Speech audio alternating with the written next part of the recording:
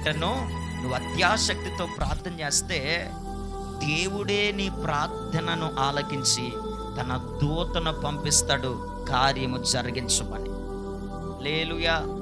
సంఘమంతా అత్యాశక్తితో ప్రార్థన చేసేటప్పుడు దేవుడు తన దూతను పంపించాడు. బైబిల్లో ఈ మాట ఉంటుంది, పేతురు నిద్రపోతున్నాడట. నిద్రపోతున్న పేతుర్ని, నిద్రపోతుంది ఈయన, నిద్ర లేకుండా ప్రార్థన చేస్తుంది సంఘం. ఈ రోజుల్లో పాస్టర్ గారు నిద్ర లేకుండా సేవ చేయడం, సంఘం నిద్రపోతూ ఉండడం. ఈ సంఘాన్ని పాస్టర్ గారు ఏం చేస్తున్నారు, పడుకుంటున్న సంఘాన్ని లేపుతున్నాడు అన్నమాట. రివర్స్ అయిపోయింది. ఆది అపోస్తుల యొక్క సంఘాల్లో సేవ ఒక ఎత్తు కనబడేది.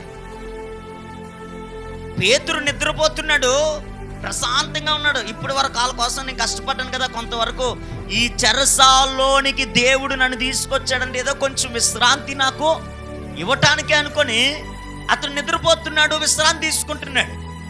కానీ సంఘం మాత్రం నిద్రపోలేదు, మెలకువ కలిగి అత్యాశక్తితో ప్రార్థన చేస్తూ ఉంటుంది.